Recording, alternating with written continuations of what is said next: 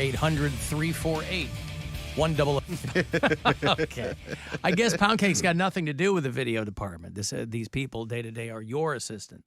Exactly. Poundcake's just Farwabi Dindabi Farwabi Dindabi did a great job with everything I needed to do before the show. Okay. Well, there you go.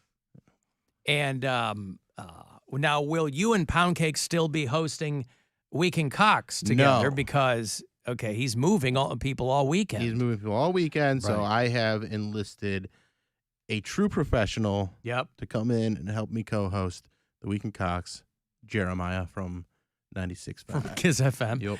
He goes, how did this go down? He goes, what is that? I said, and why me? I said, wake up early on Saturday, which I know you want to do. Yep. And then afterwards, you can buy me brunch. Oh, so it was somewhat transactional. Yes. Now, where will you have brunch, and will it be a dry brunch? Not or will a dry the, brunch. Will the two of you? Because I'm making him pay for it. Uh-huh. Because I'm giving him the pleasure of being on WMMS. Mhm. So that's worth him paying for my brunch. Are you kidding, Alan? Those two stud muffins in any room, nobody's dry. That's the right amount of wet. He's married. You should do a show tonight somewhere, Mary. I am actually at Hilarities What? doing 2 shows tonight. Oh. One at 7, one at 9:45. And if you can't come tonight, 2 more tomorrow, same times. Well, then where's Ben Palmer? Isn't Ben Palmer coming in? Yeah, he's going to be at Dunlop's. What is that? It's a bar and venue over there in... A bar and venue? Yeah, Is that what like, you said? It's like a little rock venue that Okay. also they do comedy and rock shows and All right. and Boy, so it's an embarrassment of riches for Yeah. people who want to go out and see shows. yes. You could see Mary. Mhm. You could see Ben. Ben does like his screen thing, yeah? Yeah. Where okay, gotcha. He's Palmer Trolls. Yeah. He does funny stuff. Yep. And he's Known- from here? He's from here. Yeah. Known him for 15 years. Dude's hilarious. He blew up during the pandemic. One of those people that has been grinding a long time and then it just started to click during the pandemic when everybody was home all the time. And he's just so funny and so dry about it too. I love it. I was watching his special the other night, just laughing my ass off. Oh, he's got a special. Yeah, he's got a special he okay. posted on YouTube that's really great. When's your thing? What's going on with your thing, Mary? What? Don't you have something coming out that you couldn't talk about, or you have? Oh, something? no, I'm going to don't Vegas. Huh? Oh, that? No, I have a lot going on that I can't talk about. I have 2 things coming out before the end of the year. I actually don't know if I can't talk about them. They're already taped. They'll come out eventually. Talk about them. What are they going to do? I- Not well, release them? Maybe if I get in trouble for it, right? They got screen Well, I don't want you- strikes to No, worry I have about. 2 things coming, 2 shorter. If you don't know, then don't talk Yeah, about I don't it. know. I just was, yeah. I have 2 shorter. I'm not. I don't want you to get you screwed out any. They're like not specials. They're like 2 10-minute things that I taped for different. They're like showcase things. Yeah, 2 different like showcases that I taped. Each are about 10 minutes long, and both of them should be coming out this fall. So, if you come to Hilarities this weekend, guess what? Those 2 tapings used up the last of my material, so we're getting all new stuff. Hey. It's really fun. I love the new stuff. I'm Well, the stuff working on. you were doing on it last night was very, very funny. Yeah, that's like 10 minutes of like a 15 to 20 minute chunk that I have right now. So I have half of the new hour on its way. But yeah, it's an exciting time for comedy. Who's with you tonight? Dave Flint is hosting. Okay. There is a very funny comedian from Canton, Ohio. She's making her Hilarities debut named Sam Archwell. Okay. She's doing a couple guest sets. It's her first time at the club. I'm very excited for that. And then feature act is a guy who you might actually know from Chicago. His name is Vince Carone. He's been doing comedy like 18 years. I thought he was a corporate comic. He's done it all. Yeah, So he okay. kind of does everything. But yeah, he's coming through to feature for the weekend. So Okay. It'll be a real good weekend. Very excited about it. Well, very exciting. Guess what I'm going to have? Chicken. No, not like that. CDs? Physical copies of Nothing Matters signed and numbered. Oh, look at See that. those? Look at that. Look at that. Now, how many have? Oh, because you can't send them out to people until Well, how's that work again? You can't send them out until. Well, I've already sent out the first 100, so this is the second 150, but I Okay. think I only have like 75 left. So I'm going to have those this weekend. Wait, and you I- have 150, but you only have 75 left? I was selling them on the road like the last 2 weekends. I see. So they're, if you want one. Signed and numbered. Signed and numbered. What number? So you're up to number 150. Can I get one that's just numbered and not signed? 174. Can I get one? You just sign a number to it? Well, you sign them in order. Mm-hmm. So that way you know what's what. Mm-hmm. Then do you have to find the other person that's got the other one What do you mean? in front of you? No, you don't have. I mean, if you want to, that's on you. Create a little community and everyone Right. line up like hands across Like, America. what if somebody wants to be a real psycho and own all of them? You can do that. You can just buy gotta whatever's buy 'em left, off of the or people, go find yeah. whoever else has them. Yeah. Hmm. Yeah. In other Cleveland news, there's a local actress. She has blown up, but she is from Cleveland. Her name is Isabella Merced. She used to go by Isabella Moner. That I remember, M-O-N-E-R, Moner, something like that. She's from Westlake, or she's from, but she was Dora the Explorer Yeah. in that live action movie, and she's done a bunch of other things. She was in that movie Monet? with Mark Wahlberg, and She was in a Transformers movie. Transformer. Yeah, was Bumblebee. Was she in Bumblebee? She was. Well, I don't know about that. The- I haven't seen any of The those one where they recent adopt ones. people. I remember that was the one she was in with Mark Wahlberg. She was the kid who gets kidnapped in that second Sicario movie with Emily Blunt. Anyway, she started acting after her family's house here was destroyed in a fire. I guess they figured, hey, you got some talent. Let's get out there and start tippy-tapping and see if we can do something. But she's been cast in the Superman reboot, which is pretty cool. It's called Is she Superman. Superman? She is not Superman. No. She's 22 now. I mean, she's been acting since she was a little kid. I mean, but that Dora movie was, and I obviously, I didn't really know Dora the Explorer that well, the cartoon. But the live action movie was way better than it needed to be. It was very entertaining. And then she did a movie with Jason Momoa for Netflix. So she's getting work. And she's part of the initial round of casting that they've announced for Superman Legacy, for the James Gunn rebooting of Superman. They cast their Superman. They got Nathan Fillion, right? He's in it too. Traditionally they prefer to cast people that aren't that well known so they can pay them peanuts, which is why they got a Superman nobody's ever heard of before. It's some Irish actor, I think. But they cast her.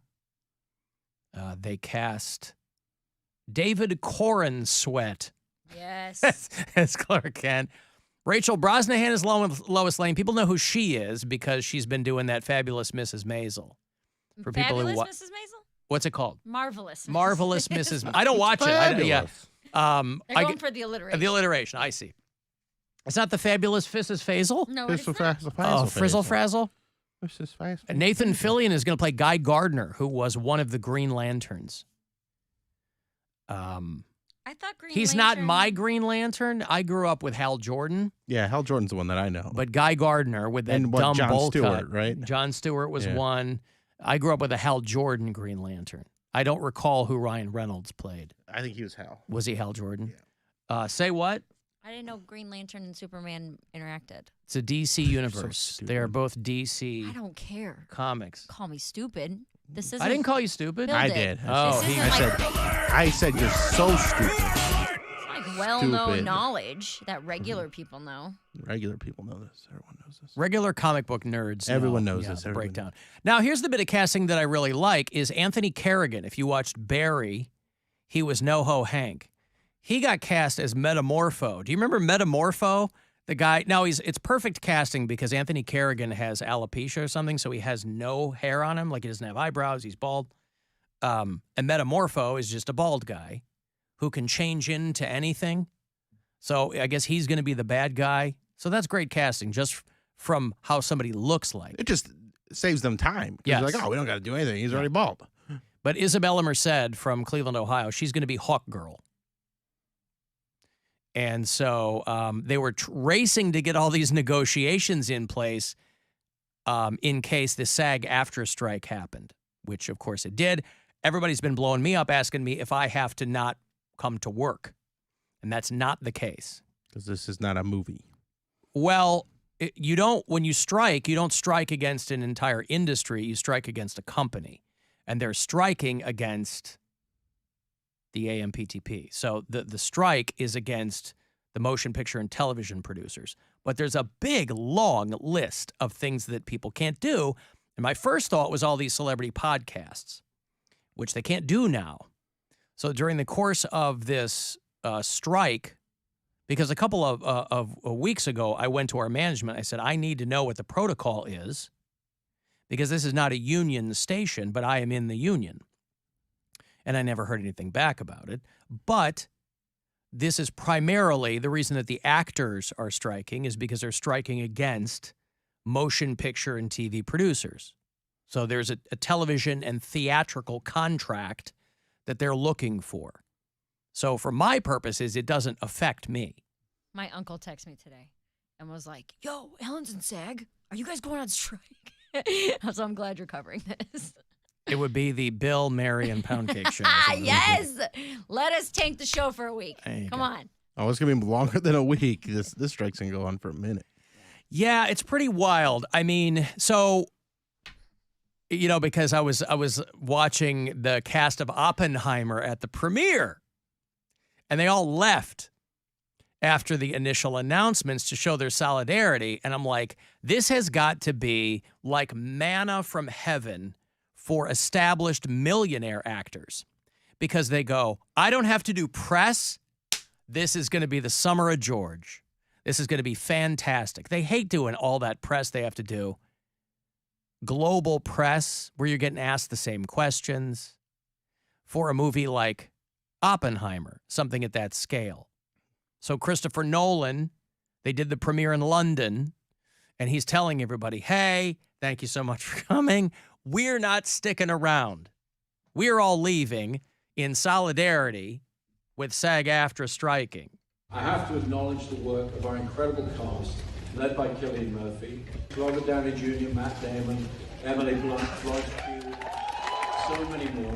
We have to acknowledge, you've seen them here earlier on the red carpet. Unfortunately, they're off writing their signs to join the picket lines for what we believe to be an impending SAG strike. They'll be going out along with one of my guilds, the Writers Guild, who's been on strike for a couple of months, fighting for fair pay for working actors. Oh, so I'm sorry we can't stay. We have to get in our private jets and split. So that's going to be great. If you're at that level, if you're a Matt Damon, if you're an Emily Blunt, and you're going to be out there doing nonstop press for this movie, and they go, there's a strike. Oh. Now, Fran Drescher is our president, and it's weird to hear her talk in her regular voice. She's out there screaming and yelling about, you know. But yeah, there's a big long list of things that people can't do. So, like, and what podcast is one of them? Yeah, like, is Joe Rogan able to do his podcast? He's got to be in SAG, He's got to right? be in SAG-AFTRA. I would think so. During the strike, members cannot do the following: tours, personal appearances, interviews, conventions, fan expos, festivals, for your consideration events, panels, premieres and screenings, award shows, junkets of any kind, podcast appearances. They can't even do social media or studio showcases. So they can't post on their own Instagram? I guess not. Well, the way I understood that part, because I saw somebody explaining it on Not in a promotional Threads. capacity. Not in a But promotional. they could put a picture of them on the beach. Yeah, here's Right, me and yeah. my kid. Yeah, right. That's right.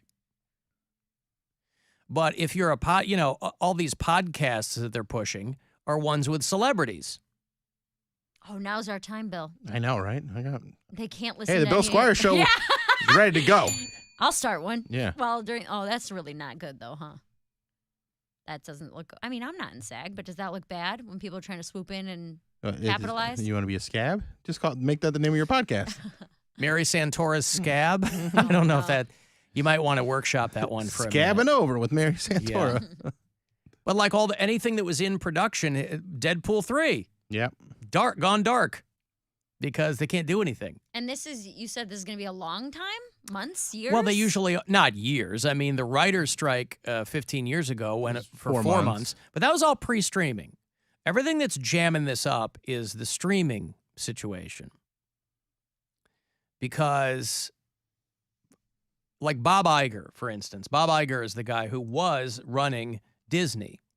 And then he said, I want to retire. And so he retired. And they got another guy in there who just jammed up the works.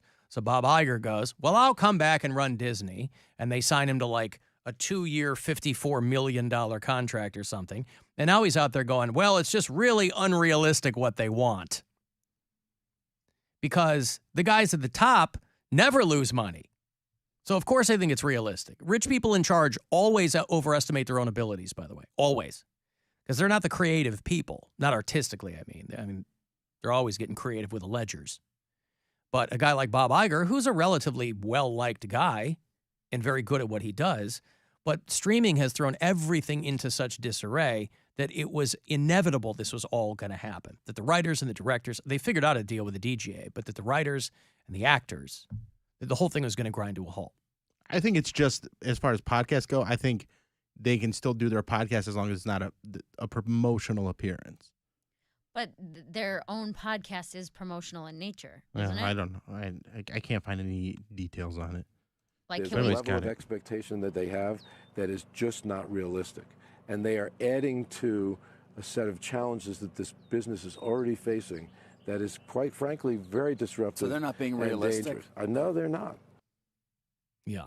No, they're not. I mean, But it's the streaming that has created this problem. Because it's, people used to live on their residuals, writers and directors. That's completely gone. It's decimated people's residuals. So, and LA is a company town. It's an extraordinarily expensive city to live in. So it's just, I don't know. I got to give you some money here. It's $1,000 from the Buzzard bookie. Good luck. This is your chance to bet with the Buzzard bookie and win $1,000 now. Enter this nationwide keyword at WMMS.com. Bills. That's bills. Enter it now at WMMS.com. I'm sure they really wanted to avoid the writers and actors striking. because then what? You're That's left the with point. Nothing. Well, because before that, there was that anonymous industry source that was like, yeah, we're just going to wait till the writers start losing their houses and their apartments, and then we'll go back to the table. But if nobody is working, Well, okay, here's my then question. everything, then the entire town, and that sucks because it doesn't just affect actors and writers; it affects thousands and Camera thousands of ops people. and Everybody. So here's my question though: there are actors who are not in SAG, right? No, I mean, there are non-union actors, yes. So but are I mean, those people just going to swoop up all the jobs, or are they just going to halt everything? well, the production will come to a halt. I don't think anybody wants to be engaged in producing non-union content. Now, again, like I said, rich people at the top of these studios always overestimate their abilities, and it's going to get to the point where they're going to go, oh, we're kind of idiots because Christopher Nolan could just take his phone out there and make a movie and get people to do it. I mean, the financing obviously comes from studios. That's where the money is. And so they've got that on their side. But I mean, and I know it might not come to this, but if Christopher Nolan were to say, hey guys, 4 months from now, we can't come to an agreement. I'm going to make a short film with A, B, and C actors. Here's a Kickstarter for it. I don't think he would because they're all union. Yeah. So he'd be crossing the No. picket line. I'm saying he would make them with like Matt Damon and George Clooney. He would use A-list SAG people, but he would do it himself if the studios don't come around. I feel like I don't think you people- can do that. Yeah, I don't because think that would so. be crossing the picket line. How is that would be- crossing the picket line if you are doing it with the SAG actors just against the studio? Because if you are in the union, you're expected to strike. Oh, I get what you're saying. Yeah. They're expected not to work at all. That's right. Okay. That's why the other story that was flipping everybody out was the studio saying that they wanted, and this is what SAG-AFTRA and the writer, what they're striking against, is they're like, there needs to be a plan for AI. Because the AMPTP was like, oh, we just want to scan people into movies and we'll pay them like $500, but then we can use their likeness in perpetuity. And so these actors are like, what are you, insane? There's no way anybody we know why you guys want to do that. Because every company wants to pay their creators as little as they possibly can so they can continue to pay Bob Iger $54 million. But he's not creating anything. Okay, I did a little bit of research, and I found that they can do podcasts. They just can't promote TV and film work.